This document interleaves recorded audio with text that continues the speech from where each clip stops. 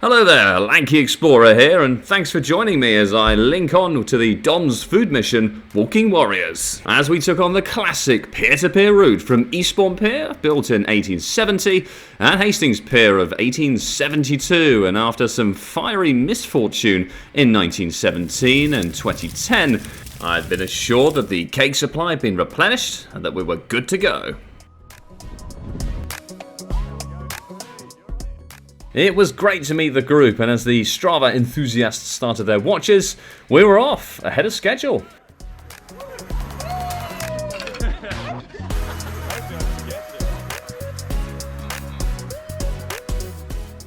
With the Sunshine Coast giving its all, rumours were starting to spread amongst the group about what Jo might have in her bag after a member spotted a corkscrew. A corkscrew? You're not joking though, I know that. I am joking. You've probably got two just in case it breaks.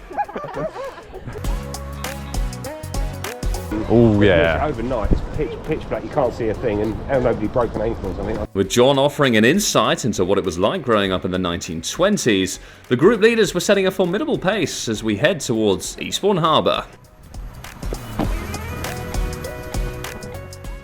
As we approached the edge of Eastbourne and with the temperatures rising, I could tell the group was starting to embrace the interventions from the GoPro as John led a beautiful arrow formation along the seafront. With the thought of Hastings Pier potentially being burnt down if we didn't meet our target pace, this helped motivate the group as we entered the stunning scene of Eastbourne Harbour. With AJ taking precautions by searching for a knee replacement on Amazon, we continued on and met a fluffy friend before curving round the coast.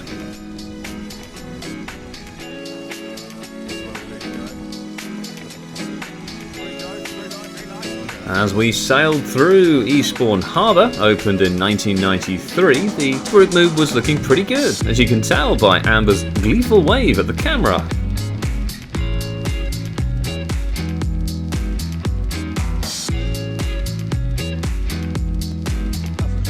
Okay, so all's going well at this stage as we cut through Heavensley Bay, and here's a sneaky bonus clue. Whatever you think the answer is at the end of this video, times it by 2.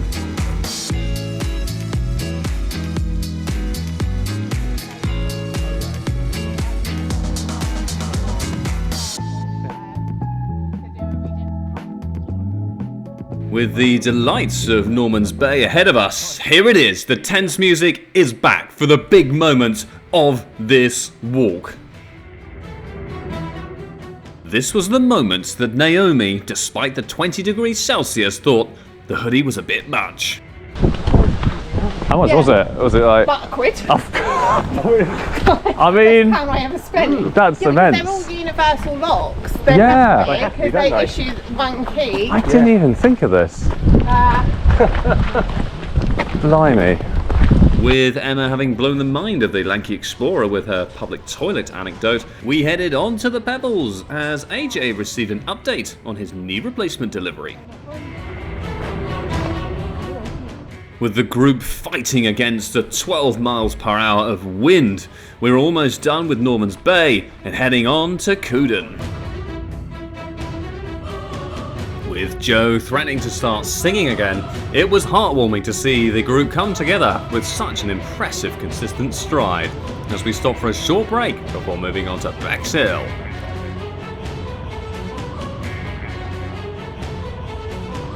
As we swept down onto the beach once again, you could tell AJ was in a great deal of pain, and despite his gleeful smile, there was sheer grit beneath the surface.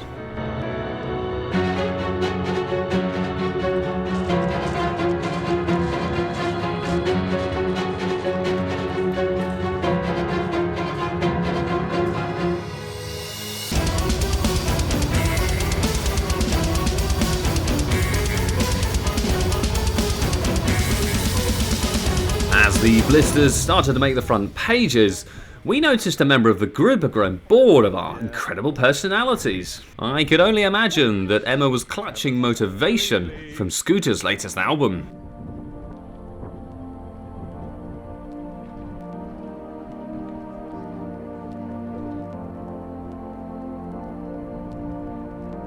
With the 27th toilet stop of the day providing a moment of rest, we continued bolstering east on towards the Delaware.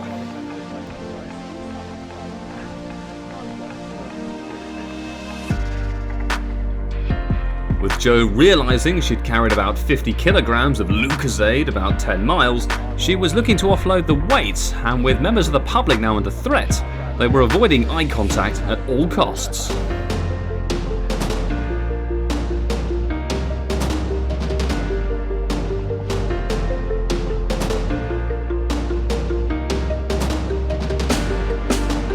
With some superb momentum blighted by an ice cream parlour, Jo tried to do a trade deal for some of her Lucozade, whilst AJ described how pivotal it was 2 scoops would get him to the finish.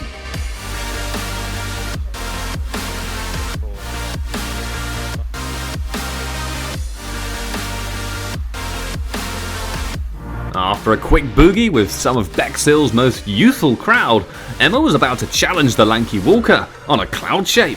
A battle that she soon regretted. Definite bunny rabbit there. Little tail, big ears. Oh yeah? Yeah. I see it. And an elephant maybe sat the other way, in a weird way. Really squint. Okay, folks, didn't think it would come to this, but this is what a standard elephant looks like. And this was the cloud Emma was referring to. Crikey. Yep. Anyway, moving on.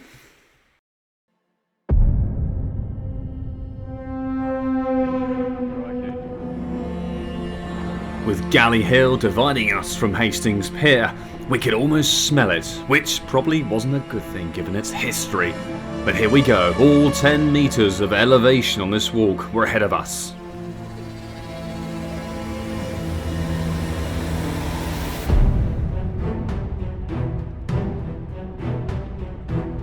With Jo now banned from Bexhill for trying to sell multi-pack bottles of Lucozade, she was looking despondent. But if only we could get over this hill, the home run was ahead of us.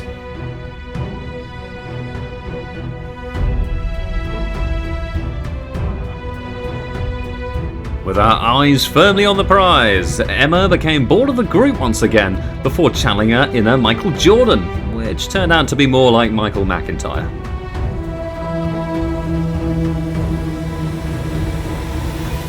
As we were over the hill and heading past Glyn Gap, here's a fun fact for you. There was actually a train station between Hastings and Bexhill called Glyn Gap Halt in 1905.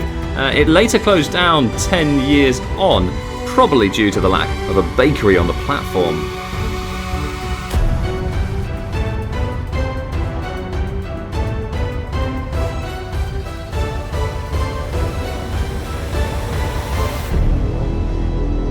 The Lanky Explorer was in touching distance, and for the normal shaped other members of the group, it was a time for one last break before pushing on to the final mile. Oh man. You've done really well. Yeah, it's a hot day now.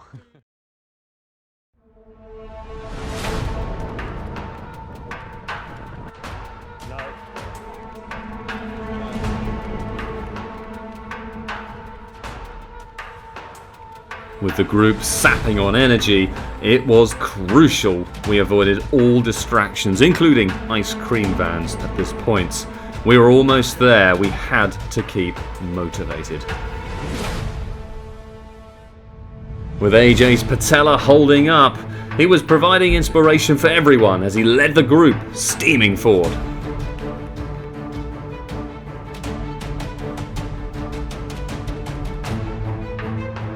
The journey from Eastbourne Pier had almost broken us, but like any good walk or Japanese vase, we were now stronger together as a group, having endured the relentless mileage and burning heat, not to mention the constant threat that Jo might start singing any moment.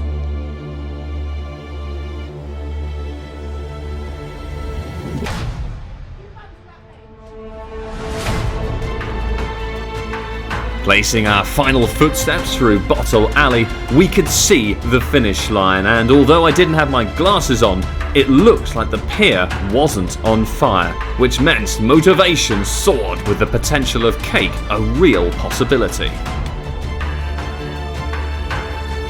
And there it is, we've done it! The Walking Warriors of Dom's food mission have completed the classic peer-to-peer route. A huge congratulations to everyone involved.